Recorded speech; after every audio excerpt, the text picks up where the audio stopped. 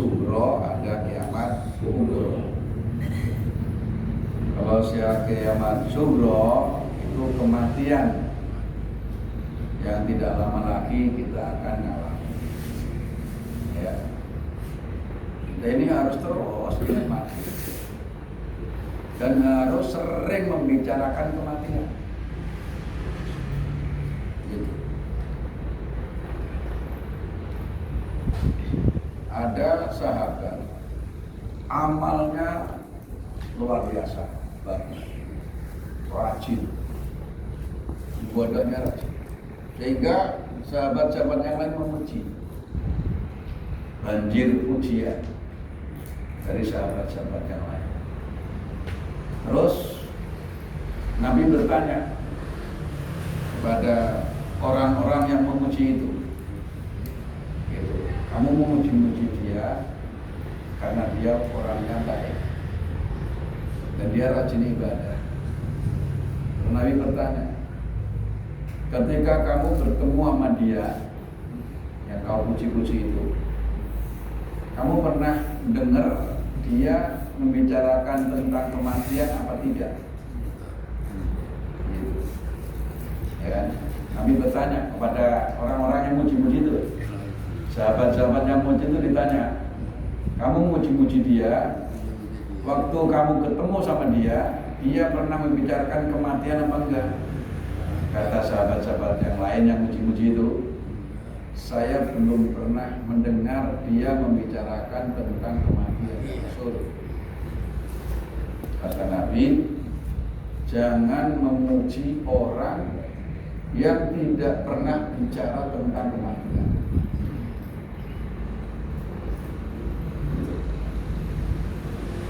Maknanya apa?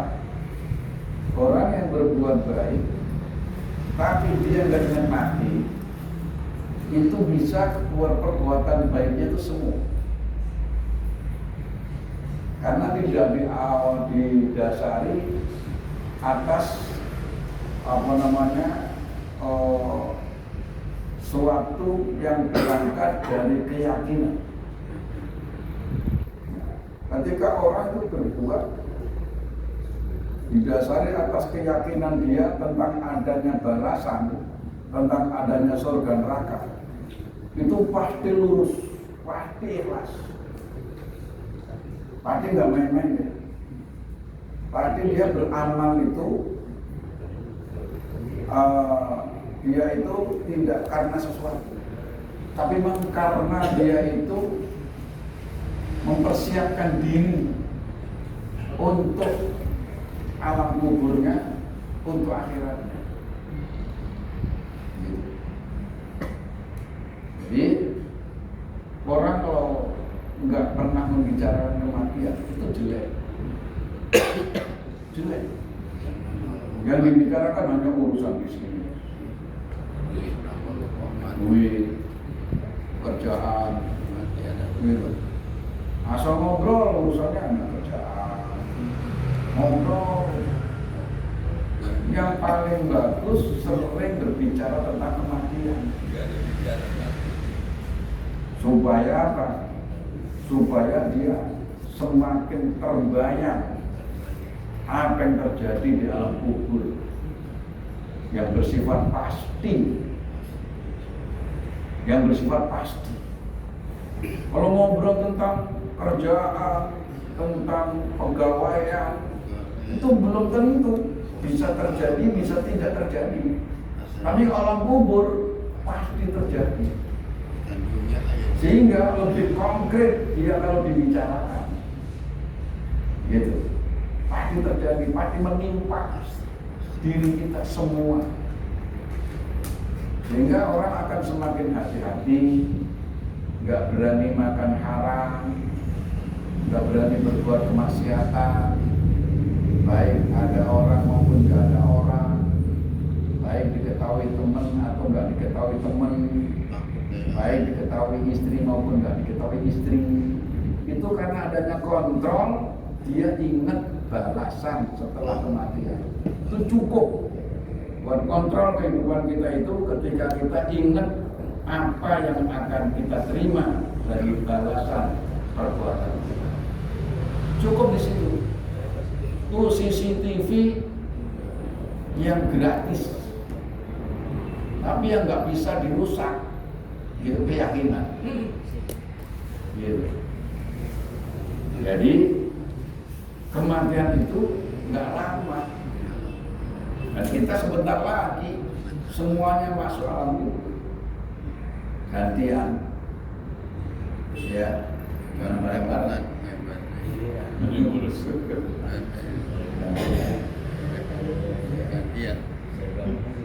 Jadi ada kiamat kubro, ada kiamat subro.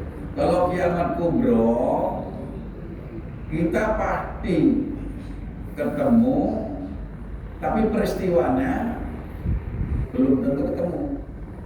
Tapi kalau kematian, mati pribadi-pribadi satu-satu pasti, dan itu enggak lama lagi.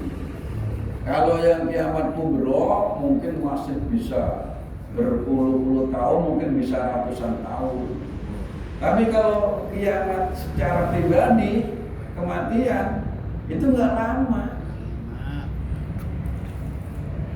enggak lama lagi. Seumuran kita ini yang udah rata-rata di atas 60, nggak sampai 20 tahun lagi, gitu. Nggak lama. Persiapan kita udah sampai mana? Gitu. Persiapan itu sampai mana? Sampai pinggiran. Ya kan? Pinggiran aku. Jadi ibadah kita ini dikontrol, gitu, dikontrol.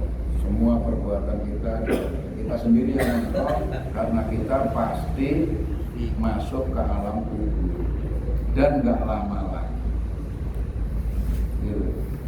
Di kiamat kecil, kematian, setelah mati masuk ke alam kubur. Di alam kubur proses adanya pertanyaan mungkar wa nakir. Kemudian setelah pertanyaan, setelah ujian, bisa kubur kita menjadi raudhah min riyadil jannah, bisa menjadi hufrah min hufarin niran. Ini langkah awal perjalanan kita di akhirat. Itu diawali dari alam kubur, mati, kemudian masuk kubur, kemudian ditanya oleh malaikat mungkar wa nakir, gitu. Nah, kemudian hasilnya bisa nikmat kubur, bisa siksa kubur. Kalau nikmat kubur berarti raudhah min riyadil jannah. Kalau siksa kubur berarti hufrah min hufarin niran. Tidak itu. Itu bisa kita terawang dari sekarang. Kira-kira seperti apa nanti? Karena itu tadi itu yang sifatnya pasti. Ya. Para sahabat itu kalau diterangi oleh Nabi tentang siksa kubur, rata-rata nangis. Kenapa? Dia mikirnya kalau di neraka, walaupun dahsyatnya neraka, bareng-bareng. Tapi kalau kubur masing-masing, belum bareng-bareng, belum masing-masing. Neraka, ya walaupun juga enak banget, cuman bareng-bareng. Karena dahsyatnya, paling ringannya neraka itu baru nginjek kakinya, otak sudah mendidih. Suringan-ringannya neraka, gitu. Tetap gak enak. Cuman sahabat itu membayangkannya kalau siksa kubur, kenapa pasti dia lebih sedih, karena sendiri-sendiri, nggak rame-rame. Walaupun di neraka, walaupun rame-rame, tetap aja satu sama lain nggak bisa nolong. Nah, kalau proses urutannya, pertamanya ditiupnya sangkakala. Ya. Wa idza nufikha fis suri fala ansaba bainahum yauma idzin wa la yatasaalun. Al-Mu'minun 101. Ditiupnya sangkakala. Hancurlah seluruh alam semesta. Dahsyatnya kiamat yang sudah di awal. Nah, baru terjadilah hari kiamat yang disebut kiamat kubra. Kemudian ditiup lagi sangkakala yang kedua. Kalau ditiup pertama itu hancurnya alam semesta. Nah, ditiup keduanya itu bangkitnya manusia dari alam kubur. Ditiup lagi sangkakala yang kedua, maka seluruh manusia yang sudah meninggal dari mulai zaman Nabi Adam sampai terakhir hari kiamat itu bangkit dari alam kubur. Setelah bangkit dari alam kubur, perjalanan berikutnya yaitu dikumpulkan jadi satu di padang mahsyar. Padang mahsyar. Padang mahsyar setelah itu menerima kitab buku catatan amal masing-masing. Gitu. Jadi ya, semua yang sudah kita jalanin selama hidup dari mulai akil balik sampai sekarang umur berapa kita, itu dari ucapan, dari perbuatan, apa saja sekecil apapun itu semuanya ada catatannya. Iqra kita bacalah buku catatan amal.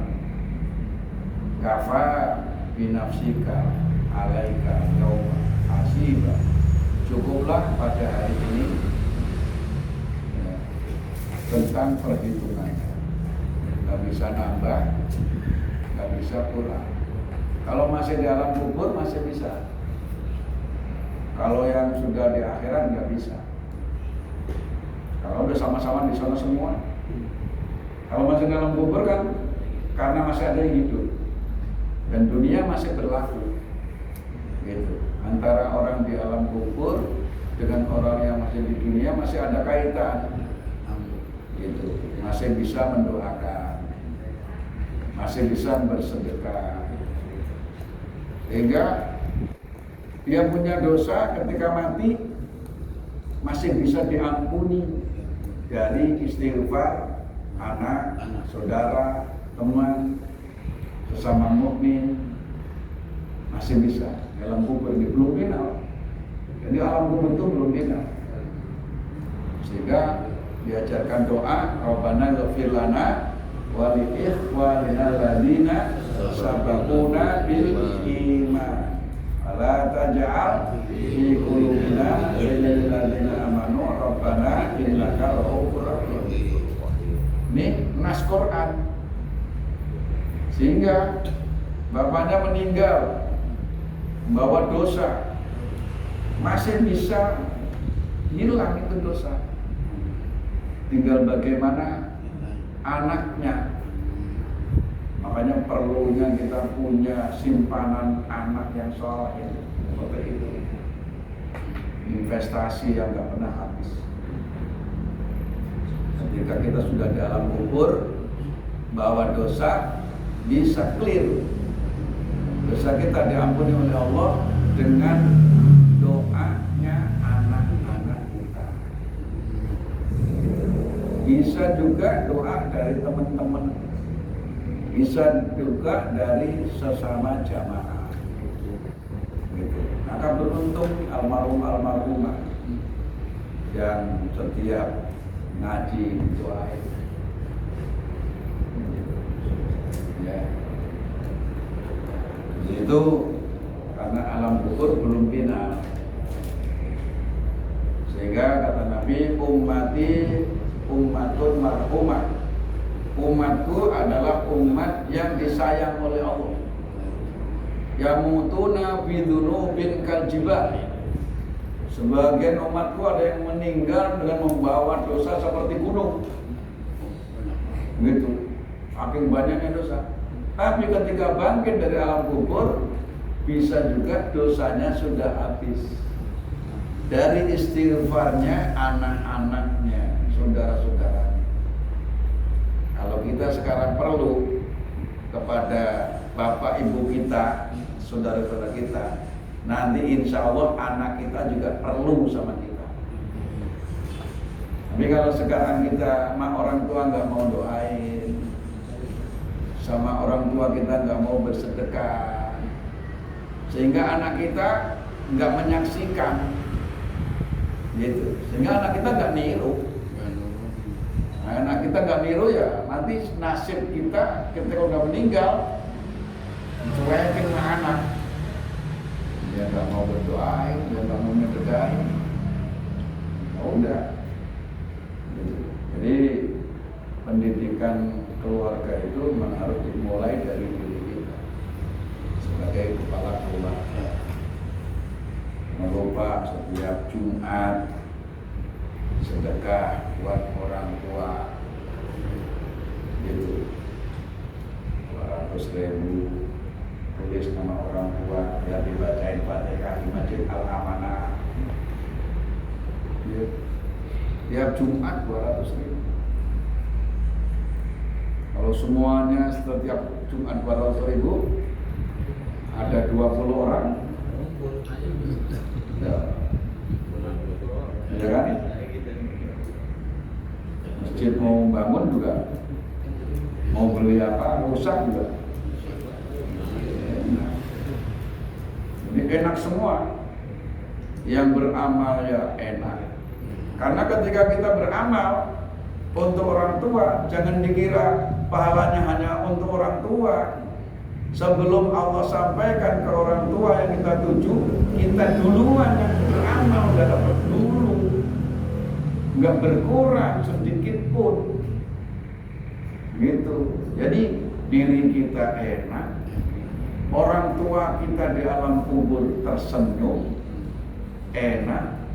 Kemudian masjid kita juga enak, pengurusnya juga enak.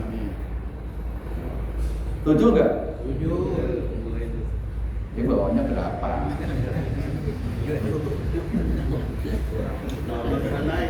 Berat banget. Nyabun duit 100.000 untuk amal Jumat, berat.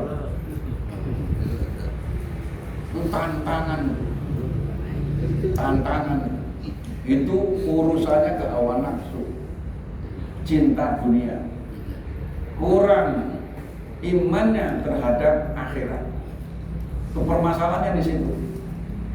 Kalau benar-benar dia ingat alam kuburnya, dia mikirin nasib di alam kuburnya, kemudian tidak terlalu mencintai dunia, maka menjadi ringan. 100.000, 200.000. Jadi rezeki pasti ada. Kalau sudah niat kebaikan pasti ada. Cuman ketika udah dikasih rezeki jangan sayang. Nah ini kan sayang, ya akhirnya nggak terjadi. Ya rezekinya jadi ya mampet lagi. Karena apa? Karena orang beramal itu sama dengan membuka keran rezeki. Sama dengan membuka keran baru. Jadi ibaratnya nih, kalau rezeki kita itu seperti tampungan air, kolom. Nah, kolom ini rezeki itu dari Allah itu nggak pernah berhenti, ada terus. Nah, air ini sirkulasinya akan bagus ketika kerannya dibuka. Ya, kerannya dibuka, maka air nggak keruh dan keran terus kolomnya nggak bakalan jebol, karena kerannya dibuka. Tapi kalau diisi terus, kemudian kerannya tidak dibuka, lumpen dan jebol. Jebolnya apa? tahu-tahu keluarganya sakit, rumah sakit, berapa, jebol. Karena nggak dialirin. Kalau udah dialirin buat infak, buat masjid, buat anak yatim, karena udah ngalir. Kalau udah ngalir, bagus. Airnya juga nggak keruh, gitu kan. Juga nggak ada uget-ugetnya di airnya, gitu. Ya, dia nggak bakal jebol karena ngalir. Karena Allah ngasih rezeki itu terus. Jadi itu perlu, sangat perlu. Karena alam kubur pasti kita alami. Gitu. Kita terawang alam kubur kita kira-kira seperti apa. Nah itu bisa terangnya alam kubur kita itu diantaranya karena kita itu berinfak. Jeritan orang di alam kubur yang ketika di dunia banyak rezekinya, lalu infaknya dikit, sehingga nanti dia menjerit, pengen balik nyamperin duitnya. Laula akhartani ila ajarin qarib fa asaddaqa wa akum minas sholihin. Al-Hasyr. Ya, Al-Hasyr ayat Al-Munafiqun ayat 11 ayat 10. Ya ayyuhalladzina amanu la tulhikum amwalukum wala auladukum an dzikrillah wa may yaf'al dzalika fa ulaika humul khasirun wa anfiqu mimma razaqnakum min qabli ayatiya ahadakumul mautu wa yaqula rabbi laula akhartani ila ajalin qarib wa asaddaqa wa akum minas sholihin wa la yu'akhirullahu nafsan idza jaa ajaluha wallahu khabirun bima ta'malun. Surah Al-Munafiqun ayat 9, 10, 11. Itu ayat-ayat seperti itu kita jalani. Jangan cuma disimak doang, jangan cuma didengerin doang. Karena Al-Quran itu kan ibaratnya obat. Penyakit bisa sembuh kalau obatnya diminum. Kalau hanya dibikin resep doang, enggak sembuh. Nah, jadi sangkakala itu yang kedua, bangkitnya manusia dari alam kubur, kemudian dikumpulkan jadi satu namanya mahsyar, kemudian diberikan kita buku catatan amalnya, ya. Jadi catatan dulu, gitu. Kemudian baru hisab. Ya. Terus naungan aras, kemudian di situ juga adanya syafaat. Nah, dari syafaat itu Nabi memberikan minuman kepada orang-orang yang disyafaati orang mukmin dari telaga Rasulullah, telaga Kausar. Telaga Kausar itu ada dua, ada di padang mahsyar dan ada di pintu surga. Namanya sama, tempatnya ada dua. Itu yang dimiliki Rasulullah untuk menolong kita sebagai umatnya. Sekali minum nggak akan haus selama-lamanya. Jumlah gelasnya lebih dari peminumnya. Kalau umat Muhammad yang mendapat syafaat itu ada 1 triliun, maka gelasnya 1 triliun lebih, sehingga nggak ada yang rebutan gelas, nggak ada yang gantian, mas duluan mas, habis ini mau saya, nggak ada. Kan ada yang begitu, ya kan? Kita minum air mana gitu, karena gelasnya kan gantian. Itu nggak ada gantian. Jadi jumlah gelasnya itu melebihi dari jumlah yang minum. La nadba'u abadan. Setelah minum tidak akan terasa haus selama-lamanya. Ya, itu telaga Kausar. Setelah telaga baru mizan.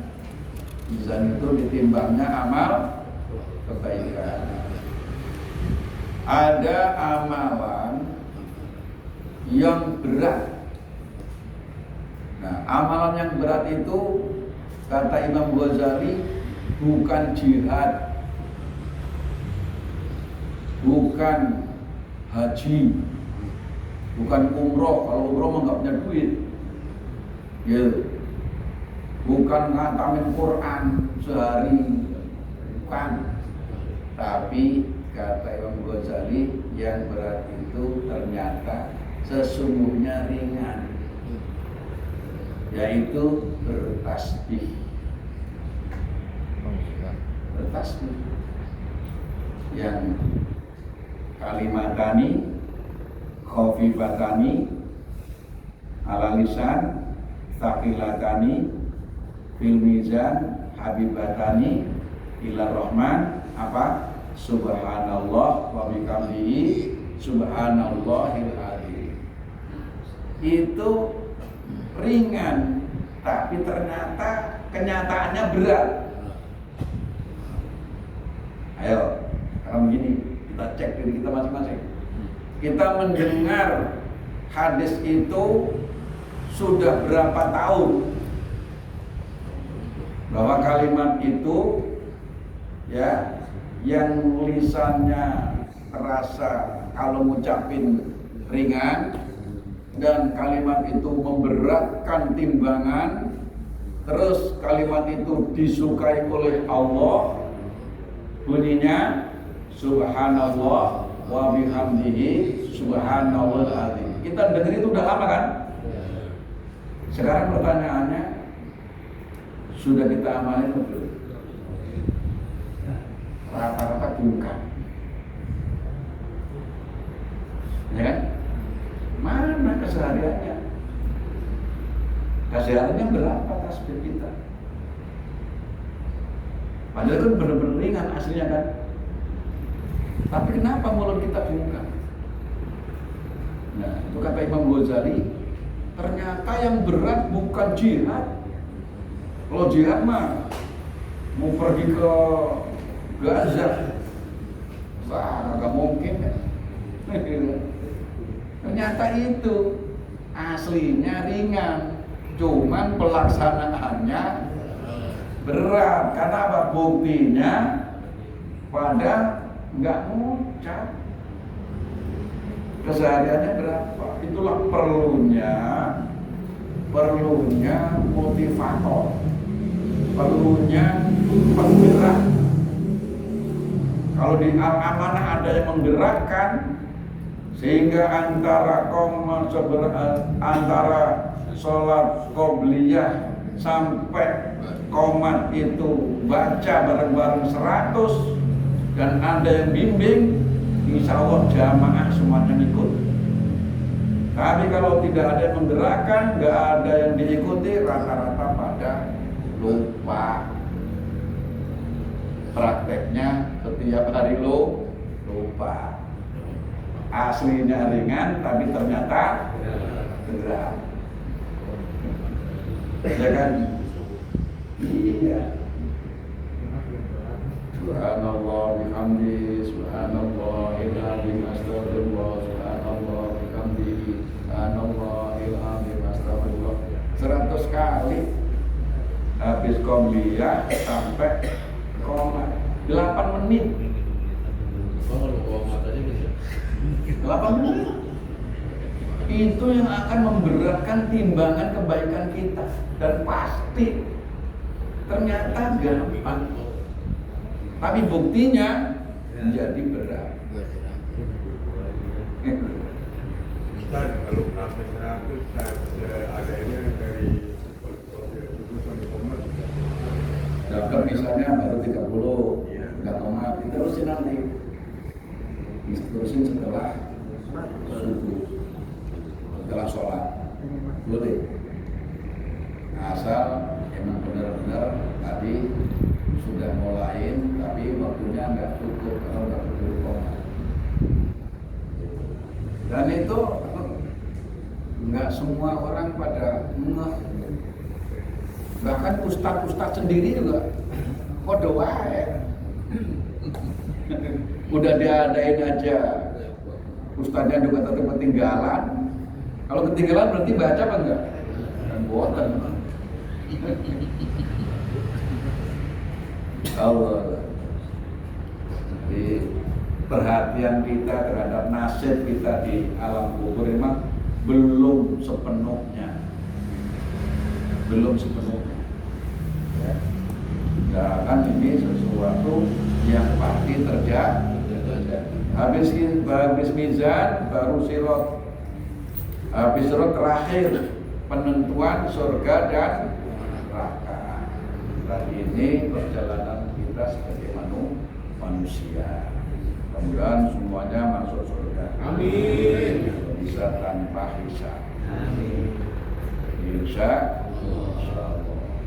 Payakan. Kalau masuk kelompok yang bigoi hisab sih kayaknya jauh.